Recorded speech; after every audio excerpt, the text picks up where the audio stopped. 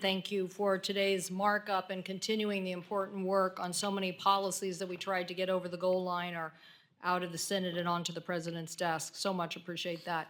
Let me too start by, in this forum, recognizing the tragic events of 2 air accidents in the last week, DCA and in Philadelphia.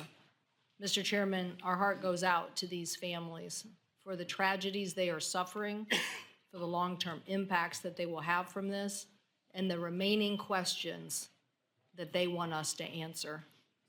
I am dedicated, Mr. Chairman, to moving quickly once we have information on resolutions of issues that will enhance the air safety of our system.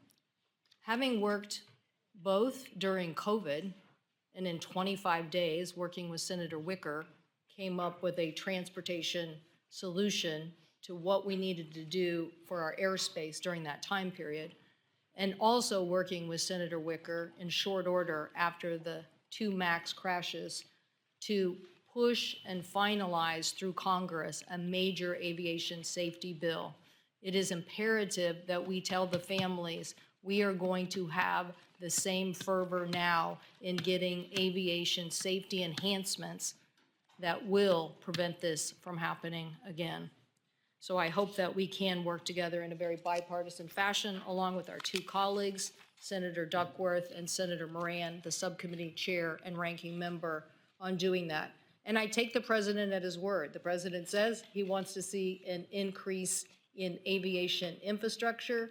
He's frustrated by the fact that on a global basis, the system of digitizing our airspace off of radar has moved faster than the United States. So great, Mr. President, we will be calling on you for your help in that effort.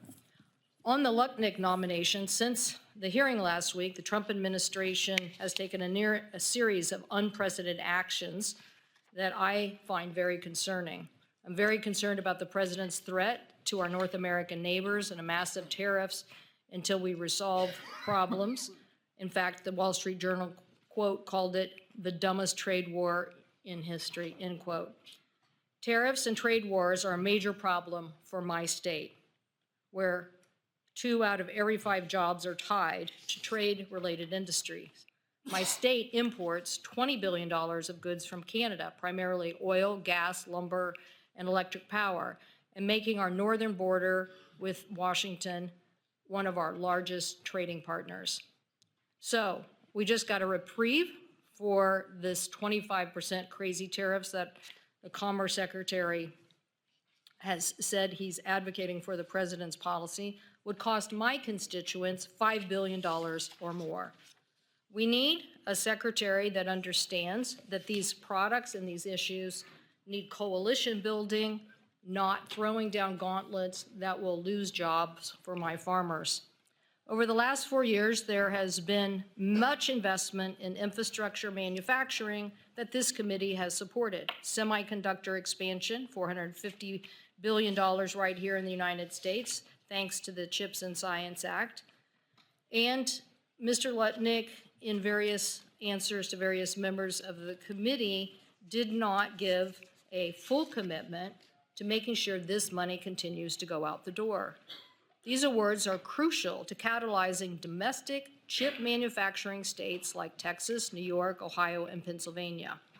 And we heard from many members on both sides of the aisle about whether he would make continued investments in other areas. Tech hubs, NOAA, which you just mentioned, makes up more than 60% of the commerce budget. When asked, for the record, if NOAA should be dismantled, called for in 2025 project, Mr. Lutnick would only say, if confirmed, he would figure it out. Given how central NOAA is for providing accurate weather forecasting, managing our fisheries, protecting our fishermen from Russian and Chinese illegal fishing, I was looking for a stronger commitment. And last week at the hearing, I asked Mr. Lutnick about the 19.3 billion illicit transactions for Tether and whether we needed to be more aggressive at doing something about that, given the unbelievable amount of volume of North Korean, South Asian, and various criminal activities on the Tether platform. He said at some point software will solve that problem. Well, having been in the software sector, yeah, someday it might. But right now, I want to stop the amount of money laundering going through these organizations, and I would hope that he would commit to something much more aggressive than that. Lastly, I thought we had a pretty good answer in the Finance Committee to Mr. Bessent when asked about the same issues of Treasury settlements. You cannot have the United States, someone advocating that treasuries could get settled on a foreign exchange at a time when we can't even raise the debt ceiling, and then have them prioritize the debt away from the United States. I just can't accept his answer. So I hope that we will be proven wrong, but today my advice and consent is not to vote for Mr. Lutnick. I hope that, Mr. Chairman, we could come to some agreement in the future about FBI briefings. This is just not acceptable. In the past, the committee worked to try to give members as much as 7 days advance notice on the paperwork for both the OG paperwork and the FBI. I accommodated the committee with our Secretary of Transportation nominee and even helped move the hearing from 11 o'clock in the morning, which we didn't have the FBI paperwork, to 2 o'clock in the afternoon. Somewhere that day we got the paperwork. Maybe you could think that that was a little less complex, that real world background isn't as interesting as Wall Street background. But nonetheless, yesterday at midday, faced with a briefing, not from the FBI, but from the White House, the counsel directly reporting to the President of the United States did the briefing. He told me that the FBI was just the ancillary collector of the information.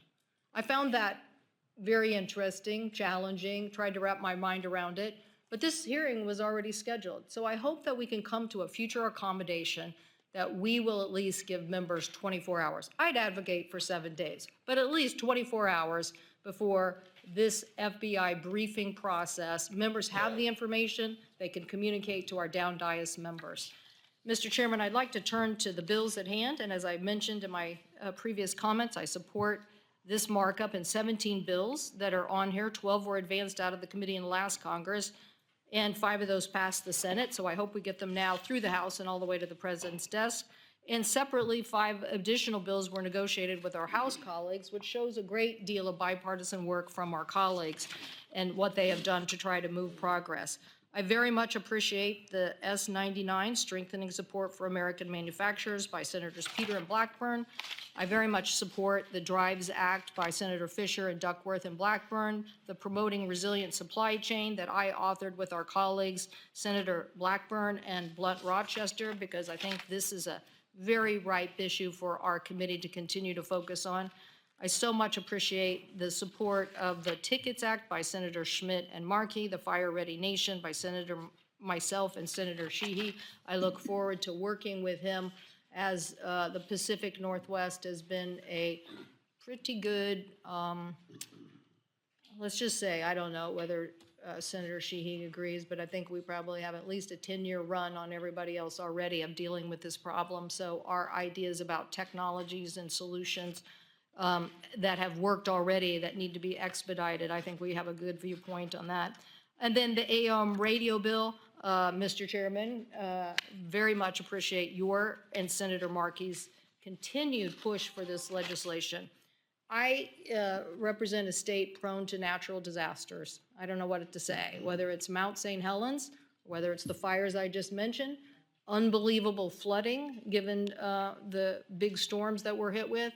And I like the notion that we are going to have good old-fashioned ham radio and car radios. I just think that we need to continue to have emergency response for people and think outside the box of how to skill that. Now, you think, well, that doesn't sound, well, go read the article that somebody wrote called The Big One. Is the big one going to hit the Pacific Northwest? Are we going to be at a point where we're going to be devastated from a grand implosion volcano experience that might just cause a lahar from Mount Rainier? The consequences are as devastating as some of the major events in the Louisiana and the South. So I hope that we will do something that thinks outside the box on how to keep communication going and not just respond to some of the requests by people that think that the digital solution is just the only solution. And lastly, Mr. Chairman, not on the agenda, but I hope that we will continue our focus on rail safety. I know the Vice President went to East Palestine, and I look forward to working with you on that issue. Thank you, Mr. Chairman.